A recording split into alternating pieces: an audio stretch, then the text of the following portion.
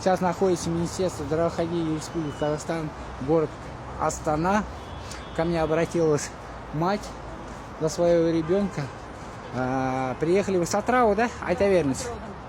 Айта беріңіз. Мен Атырау қаласынан келіп тұрмын.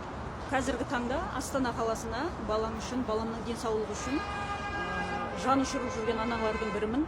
Осы Астана қаласындағы Астана клиниканың дәрігерлерінің жауапсыздығынан өзінің қызметтерінің барлығын өрескел бұзғандығының арқасында Нұрманова мен Дүйсенқұлова деген азаматшалар, докторлар менің баламның анализ тапсыруға направление береді де, бірде-бір анализдерін толыққанды тексермеген, баламның анализдерінің барлығы өте жоғары деңгейде, өте нашар күйде болған.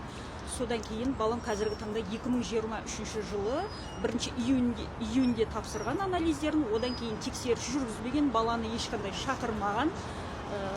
Ол бала осы уақытқа дейін Астанада болған, соның өзінде баланы іздемеген. 2 жылдың ішінде қазіргі таңда 2025-тің жаз айынан бастап балам диализ аппаратына тәуелді болып, ХПМ 5 стадия, самый последний стадия, 2 бүйректің толыққанды жұмысын атқармауы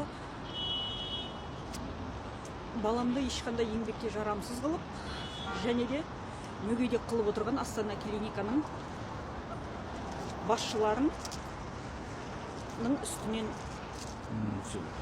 Zaman. Побед.